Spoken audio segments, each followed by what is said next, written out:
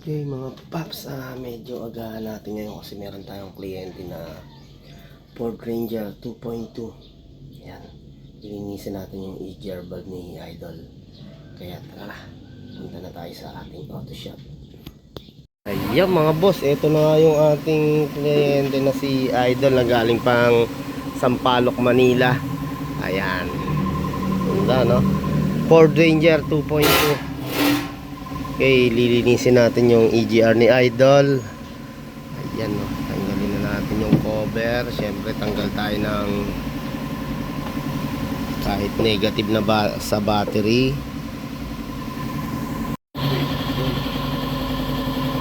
Sana na ako mga boss para matapos tayo mas maaga. Pupukosan natin ngayon yan. Okay,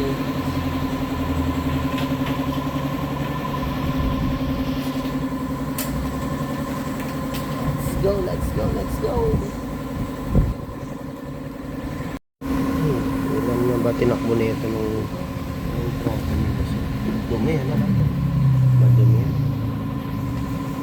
Mga boss, nagtanggal tayo ng battery, tapos unahin na natin tanggalin tong hose na to para sunod-sunod na throttle, map sensor. Ayun, okay.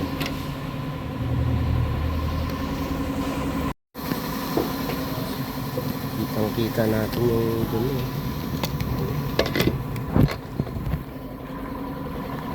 So, tingnan natin itong pinaka-throttle. Ano na, talagang kailangan na linisin mga boss. Ayan, map sensor mga boss, kailangan natin din linisin. Sa Ford Everest ay Ford Ranger.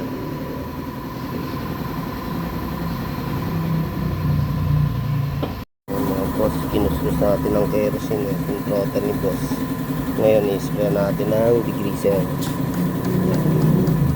para talagang mababad.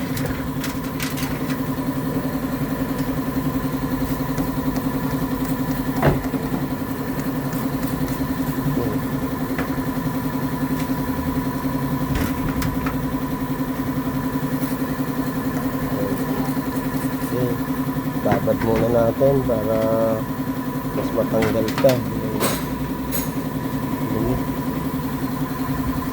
Punta tayo dito kay partner. Malita boss. Alas muna. Tigas. Ilan na tinakbo na ito nga boss? Ilan na tinakbo? 29. 99, tapos ang model 2018. ayun, 2018 model, tapos 99 kilometers. Itong Ford Ranger ni Bossing. Titignan natin kung gaano kakapal ang dumi.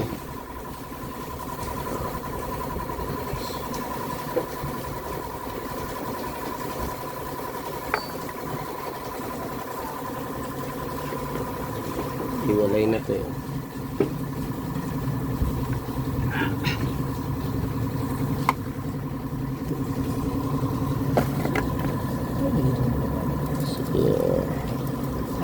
Ayun mga boss, oh. Kaya talagang hanggang 100 kailangan talaga mapalinisan natin to para hindi naman magbara. May mga butas pa naman talagang makapal lang ang carbon. Yun. Kutkutang ano yan, kutkutang matindi. Tapos yung mga boss, oh, yung kinokoberan niya na yan, oh. Yan, oh, kapal, no?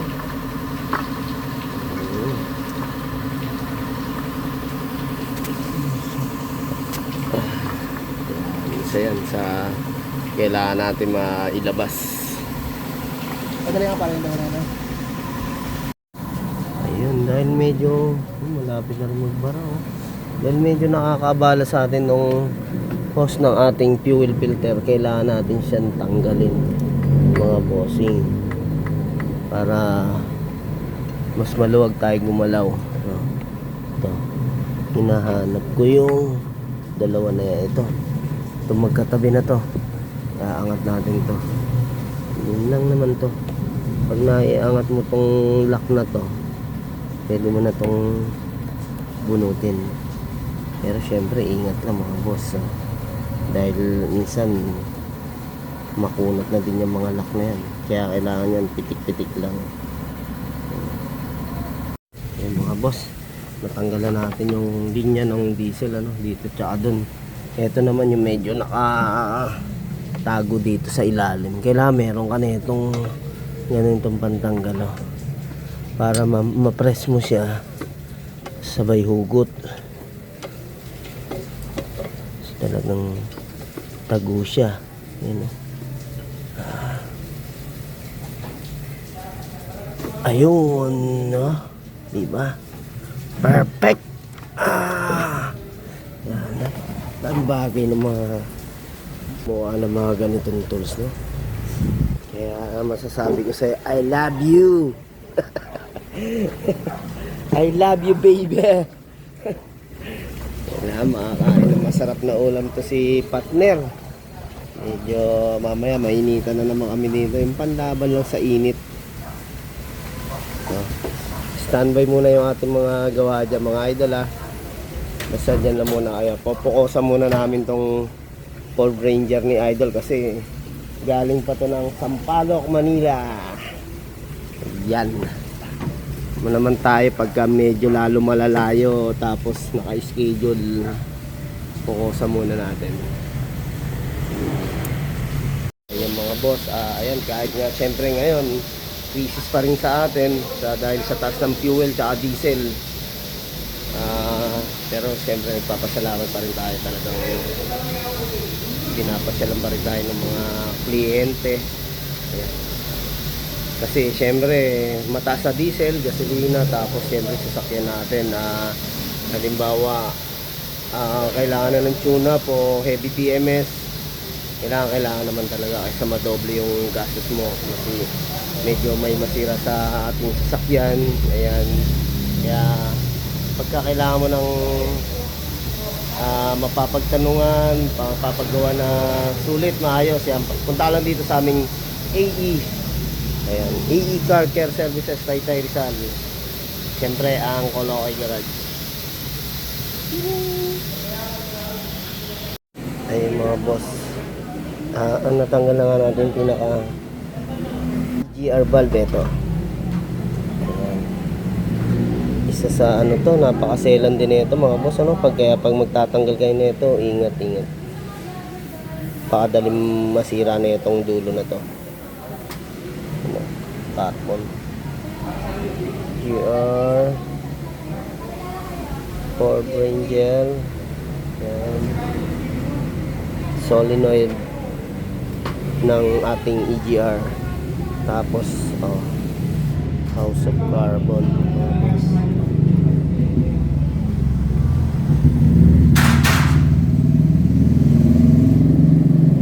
Pag kinukot natin to, ayan,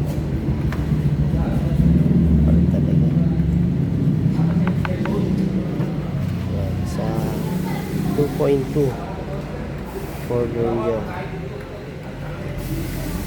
Yung intake manifold natin nandun pa, kinakalas pa. Tingnan natin. Linis na. Ay, linis na. At hanggal na. Mga boss. Intake manifold. Sa unahan. Oo, tanggal na. Grabe. Wow. Oh. Kakapalan.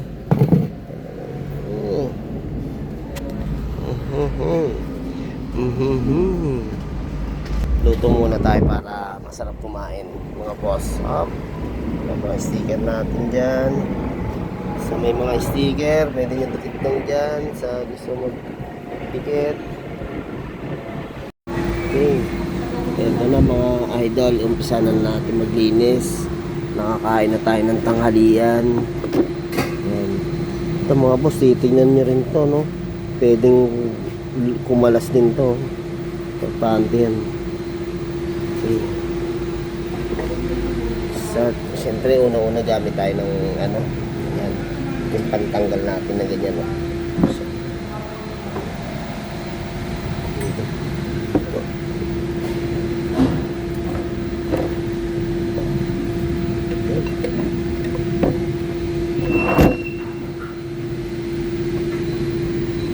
Tignan natin kung gaano ba kakapal tong intake manifold ng Ford Ranger 2.2.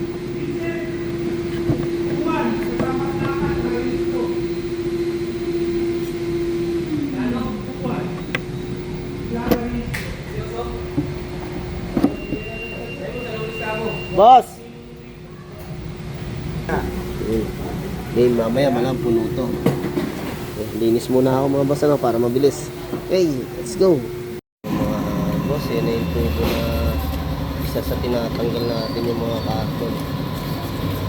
Tapos yung base ng ano, EGR. Yan.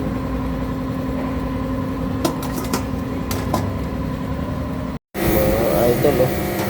Ilinisan natin yung pinaka ano natin, EGR solenoid. Yan. Kaya lang natin yan, huwag na natin basahin yan mga boss. Ano, tanggal carbon.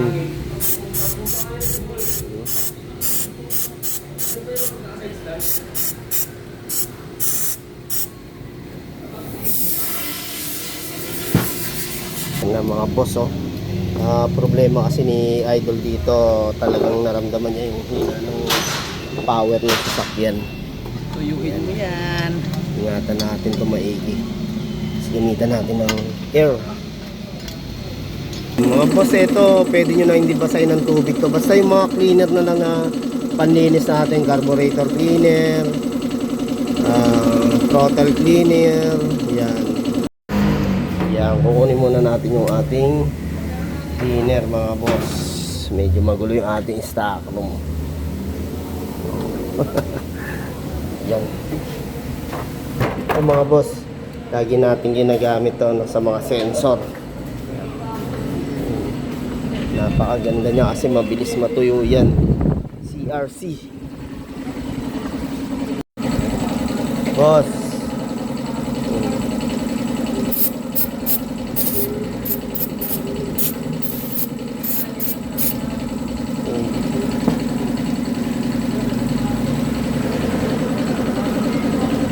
Tuyuin ko lang.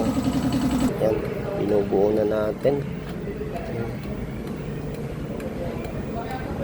Nakapasok yun. Kailangan nakapasok. Natuloy ba? Kaya apat tayong tornilyo dyan mga boss dito sa solenoid natin na to. Yung kanina punong-puno ng carbon to mga idol oh. Muntik na magbara to.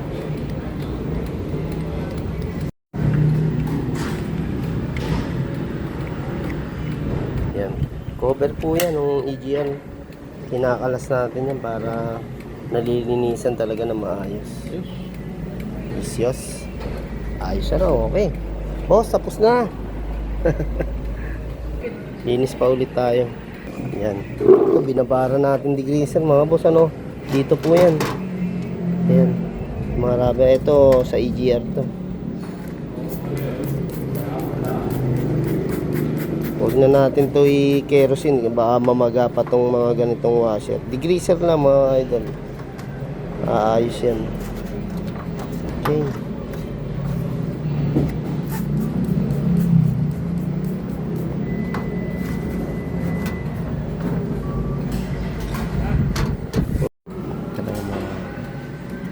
Yan. Tapos na natin doon.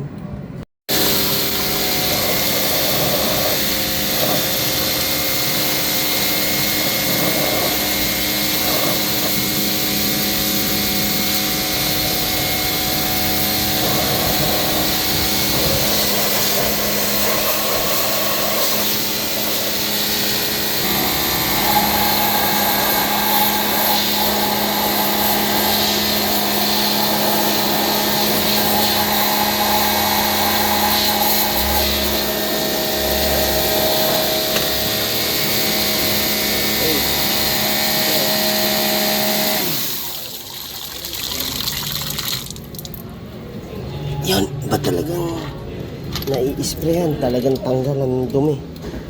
Tapos, ito. Ayun ang mekaniko. Ha? Hindi ko maisuot. Ah, sige, tiga. Minihis yung gasket. Aakit tayo sa taas. Yan.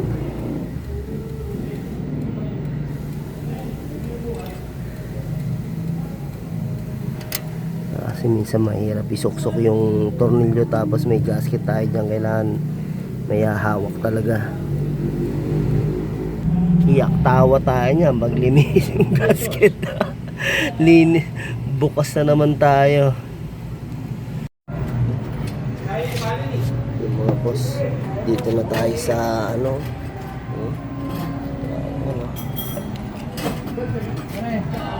Boss,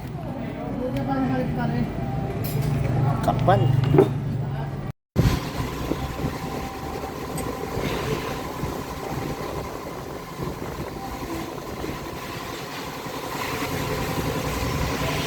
Ayan, yung lock sensor mga boss, lilinisin na natin.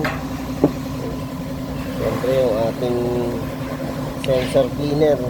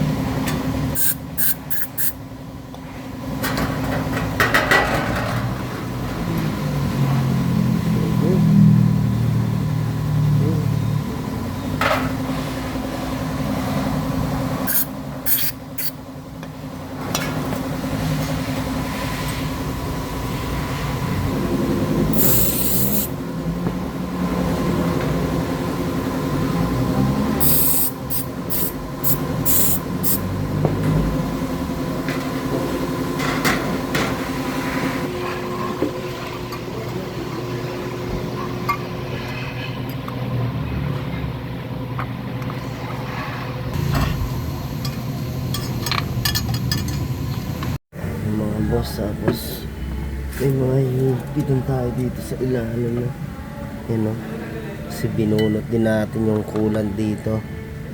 Ayan, coolant tsaka dito ito, tapos yun na natin higpitan. Patapos na rin tayo dito sa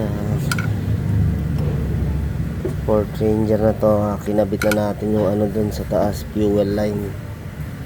Ayan. Oras alas 4. Inumpisa natin mga 10:30. Ayun, okay. Yun, okay, natapos na nga tayo. Uwian na mga boss.